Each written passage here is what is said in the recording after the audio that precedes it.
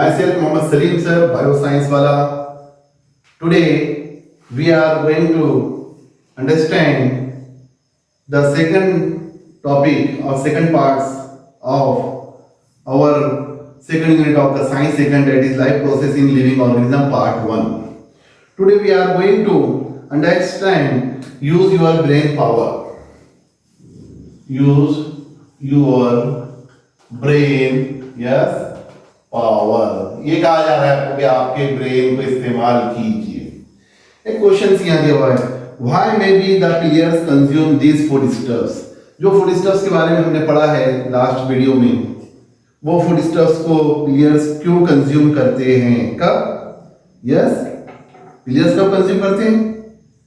जब उनका half time होता है, इंटरवल होता है, ये खेलने के बीच में जो ब्रेक होता है, उस वक्त आपने देखेंगे फुटबॉल प्लेयर्स को स्पेशली कुछ फूड्स दी जाती हैं, जैसे बनाना दिया जाता है या स्पेशली उनको ग्लूकोज पाउडर दिया जाता है। क्यों दिया जाता है? इसलिए ये जो ग्लूकोज होता है बनाना में और वो ग्लूकोज पाउडर में जो है, जो ग्लूकोज होता है वो कार्बोहाइड्रेट है। And we have studied already carbohydrate is the instant source of the energy का फौरन जो है वो सोर्स है, फौरन जरिया है जिसके जरिए से एनर्जी मिलती है। तो इतने ब्रेक के अंदर प्लेयर्स को जो है ये दिया जाता है। इसी तरह से प्लेयर्स की बॉडी से बहुत ज्यादा पसीना निकल जाता है, आप देखते हैं, है ना, डिहाइड्रेशन हो जाता है ना। तो पानी को रिकवर करने के लिए उनको और जो बॉडी के जो सॉल्ट है और जो इलेक्ट्रोलाइट है उसको रिकवर करने के लिए उनको कुछ इलेक्ट्रोलाइट पाउडर दिया जाता है, एनर्जल वगैरह आता है, ORS आता है, देखेंगे आपने, तो ये दिया जाता है। तो कुछ प्रोटीन के जो है कुछ ऐसी फूड्स दी जाती है जिससे उनको एनर्जी मिले, कार्बोहाइड्रेट की दी जाती है, जैसे मैंने अभी कहा ग्लूकोज पाउडर, ग्लूकोन डी वगैरह ये दिए जाते हैं। तो ये जो है फूड स्टफ दिए जाते हैं फूड प्लेयर्स को, ताकि उनकी जो एनर्जी है जो यूटिलाइज हो गई है वो रिगेन हो जाए। तो स्टूडेंट्स, ये है यूज योर ब्रेन पावर में जो पूछा जा रहा है आपको, why may be the players consume this food stuffs. Second things वहां पर जो दी गई है, can you recall, can you recall, ये भी आप ही के लिए क्वेश्चन है, मेरे लिए नहीं। चलो मैं फिर भी समझा दे रहा हूं आपको, वो भी यूज योर ब्रेन पावर वाला भी आपके लिए था, डिस्कस कर लिया मैंने उसके ऊपर भी। चलिए, what is respiration? Yes, you have studied already in your previous standard. What is respiration? पता है आपको respiration? आप कौन से स्टैंडर्ड से पढ़ते हुए आ रहे हो? 6 स्टैंडर्ड से, 7 स्टैंडर्ड में भी पढ़ा है, 8 में भी पढ़ा है, 9 में भी पढ़ा है।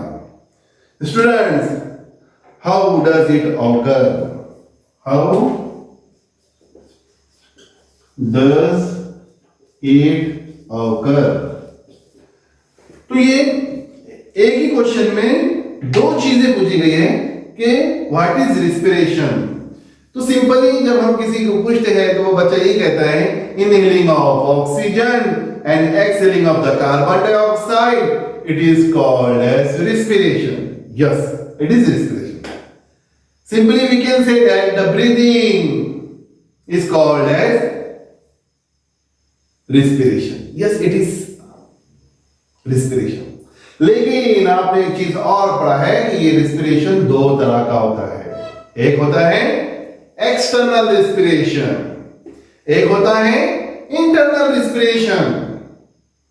तो आइए, पहले क्वेश्चन का आंसर तो मैंने बता दिया आपको, चलिए समझ लीजिए, वही है respiration, inhaling of oxygen and exhaling of the carbon dioxide from the body is called as respiration. Breathing को भी हम respiration कहते हैं, लेकिन this type of the respiration it is called as external respiration. इसको हम external respiration कहेंगे, जिसमें क्या हो रहा है, हम बाहर के एटमॉस्फेयर से ऑक्सीजन ले रहे हैं और बॉडी के एटमॉस्फेयर से कार्बन डाइऑक्साइड को बाहर एक्सहेल कर रहे हैं। तो ये हुआ respiration। यस, दूसरा जो प्रोसेस है उसे हम कहते हैं इंटरनल रिस्पिरेशन। उसे हम क्या कहते हैं? Internal respiration. तो इंटरनल रिस्पिरेशन क्या है स्टूडेंट्स? वो रिस्पिरेशन है जो बॉडी के अंदर होता है, जो सेल के अंदर होता है। हमारे लंग्स तक ऑक्सीजन पहुंच जाती है और उस ऑक्सीजन को फिर ब्लड कैरी करता है। वो ब्लड में वो ऑक्सीजन ऑक्सीहीमोग्लोबिन की शक्ल में शामिल हो जाती है। फिर वो ब्लड एक एक सेल तक पहुंचकर सर्कुलेशन के दौरान उस ऑक्सीजन को पहुंचाता है। फिर वहां क्या होता है?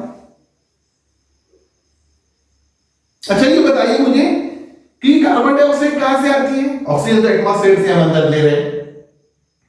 ये कार्बन डाइऑक्साइड जो एक्सहेल कर रहे हैं ये कहां से आ रही है? सोचिए, carbon dioxide is the result of that respiration. Carbon dioxide is the product of that respiration which occur inside the cell. Yes, एक तो रिस्पिरेशन हमारे लंग्स में और एटमॉस्फेयर के दरमियान हो रहा है, एक रिस्पिरेशन सेल के अंदर होता है। उस रिस्पिरेशन को हम इंटरनल रिस्पिरेशन या सेलुलर रिस्पिरेशन कहते हैं। अब इस रिस्पिरेशन को हम कैसे एक्सप्लेन करेंगे? इस रिस्पिरेशन को हम कैसे एक्सप्लेन करेंगे? तो यही चीज को हमको समझना है। How does it occur? ये रिस्पिरेशन कैसा होता है, एक्सटर्नली कैसा होता है, ये तो मैंने समझा दिया। इंटरनली आपको मैंने सेल तक पहुंचा दिया कि अब ये जो है ऑक्सीजन वहां चलेगी। अभी ऑक्सीजन वहां क्या करेगी? आग लगा देगी, है ना? Yes, this oxygen help the oxidation of in the oxidation of food molecules. जो फूड हमने खाया, जो फूड मॉलिक्यूल्स हमने लिए और सेल तक वो एसिमिलेट हुए, वो फूड मॉलिक्यूल का ऑक्सीडेशन करता है टाइम में, ये CO2 में, वाटर में और एनर्जी में। एनर्जी तैयार होती है वहां, वो एनर्जी जो इस फूड मॉलिक्यूल्स में थी। यही एनर्जी को हम जो है इस्तेमाल करते हैं हमारे मेटाबॉलिक एक्टिविटी के लिए, हमारे बॉडी फंक्शन के लिए। और ये एनर्जी जो है कहां मिल रही है हमको? It is the product of respiration. Which respiration? Cellular respiration. इसी चीज को समझना है हमें। तो हम ये कह सकते हैं how does it occur? It occur in the body, in the cell, at the cellular level. ठीक है, such type of the respiration is called as, yes, cellular respiration. And this cellular respiration required, if this cellular respiration want oxygen to oxidize this such type of the complex molecules, such type of the respiration is called as aerobic respiration. उसे हम क्या कहते हैं? aerobic respiration कहते हैं। और अगर से ये cellular respiration में ऑक्सीजन की जरूरत नहीं होती है to oxidize the CO2 or food molecule into the CO2 and H2 and energy, such type of the reaction is called as anaerobic respiration.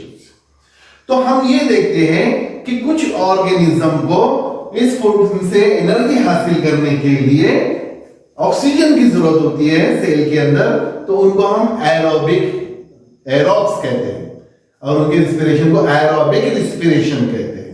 और कुछ ऑर्गेनिज्म को अपने सेल के अंदर इस फूड को ऑक्सीडाइज करने के लिए या तोड़ने के लिए या उससे एनर्जी हासिल करने के लिए ऑक्सीजन की जरूरत नहीं होती है। ऐसे ऑर्गेनिज्म को हम एनाएरोबिक ऑर्गेनिज्म या एनाएरोब्स कहेंगे और इस रिस्पिरेशन को हम एनाएरोबिक रिस्पिरेशन कहेंगे। तो ये दो क्वेश्चन के अंडर में मैंने आपको यहाँ बहुत इंपॉर्टेंट चीज समझाई है। सबसे पहले तो रिस्पिरेशन किसे कहते हैं, दूसरी इंपॉर्टेंट चीज ये कैसे होता है, और मैंने क्वेश्चन आपको पूछा था कि कभी हमने गौर किया है कि कार्बन डाइऑक्साइड कैसे आती है बॉडी से? ऐसे आती है। Yes, carbon dioxide is the product of the cellular respiration. Carbon dioxide is the product of the cellular respiration. वही कार्बन डाइऑक्साइड को जो ब्लड सेल तक लेके जाता है, ऑक्सीजन को जो ले जाता है सेल तक, वो ब्लड ऑक्सीजन देने के बाद खाली हो जाता है, फिर वहां से वो कार्बन डाइऑक्साइड को कैरी कर लेता है, फिर वो ब्लड सर्कुलेट होकर हमारे लंग्स तक आता है, फिर हमारे लंग्स उसको कार्बन डाइऑक्साइड को एक्सहेल कर देते हैं। ये है वो हाउ डज इट ऑकर। तो in simple I have explain this questions here. ना after that living organism and energy production, वही पढ़ना है हमको कि लिविंग ऑर्गेनिज्म में एनर्जी प्रोडक्शन कैसे होता है। Living organism and energy production, तो प्रोडक्शन, एनर्जी का प्रोडक्शन का सोर्स क्या है? Yes, living organism and energy production. एक चीज मैंने आपके इससे पहले के वीडियो में समझाया हूं कि भाई वी ईट द फूड, है ना, उसके दो ही ऑब्जेक्टिव्स है। एक तो मैंने बताया आपको कि एक तो ग्रोथ एंड डेवलपमेंट के लिए ऑर्गेनिज्म फूड खाते हैं और दूसरा एनर्जी हासिल करने के लिए। तो फूड हमारे लिए क्या हो गया? दैट इज फ्यूल, फ्यूल हमारे लिए फ्यूल हो गया। अब फ्यूल को, यस, फ्यूल को अगर हमको फ्यूल से एनर्जी हासिल करने तो क्या लगेगा हमको? ऑक्सीजन। क्या लगेगी? ऑक्सीजन। तो ये ऑक्सीजन जो है हमें फ्यूल यानी एनर्जी देने में मदद करती है। क्या देने में मदद करती है? एनर्जी देने में। तो लिविंग ऑर्गेनिज्म के अंदर रिस्पिरेशन ही एक ऐसा प्रोसेस है जिसके जरिए से उनको एनर्जी मिलती है। अब मैंने आपको रिस्पिरेशन की टाइप्स भी बता दिया। तो कुछ organism they does not require oxygen but they get their energy from the food molecules, they are called as anaerobes, और उनके रिस्पिरेशन को हम एनाएरोबिक रिस्पिरेशन कहते हैं। कुछ ऑर्गेनिज्म ऐसे होते हैं they require oxygen to oxidize their complex food molecules and to get the energy from that food they require oxygen. How they obtain their energy? With the help of the oxygen, and this oxygen comes from, yes, atmosphere. यही atmosphere से जो oxygen हम ले रहे हैं ये वहां से आती है। तो oxygen play an important role in the production of the energy, and that oxygen is essential for aerobic respirations. तो ऐसे ऑर्गेनिज्म को हम एरोब्स कहते हैं। तो स्टूडेंट्स, यहां एक एक्टिविटी अब आपको और दी जा रही है। Observe. What will you observe? The pictures which is given aside, you have to, yes, observe. क्या दिया हुआ है? क्या दिया हुआ है? Respiratory organs. ये पिक्चर को आप छठी से पढ़ते आ रहे हो। You have to give the name of every and each parts of the respiratory system. एक सिस्टम है वो, उसे हम रेस्पिरेटरी सिस्टम कहते हैं। तो मैं ये नाम नहीं बताऊंगा। क्यों? इसलिए कि आप इसको 6th स्टैंडर्ड से पढ़ते हुए आ रहे हैं। You have to write all the name of the diagram which is given in your text books, and this diagram is important. It may ask in your board examinations. You have to write the name there. What are the respiratory organ?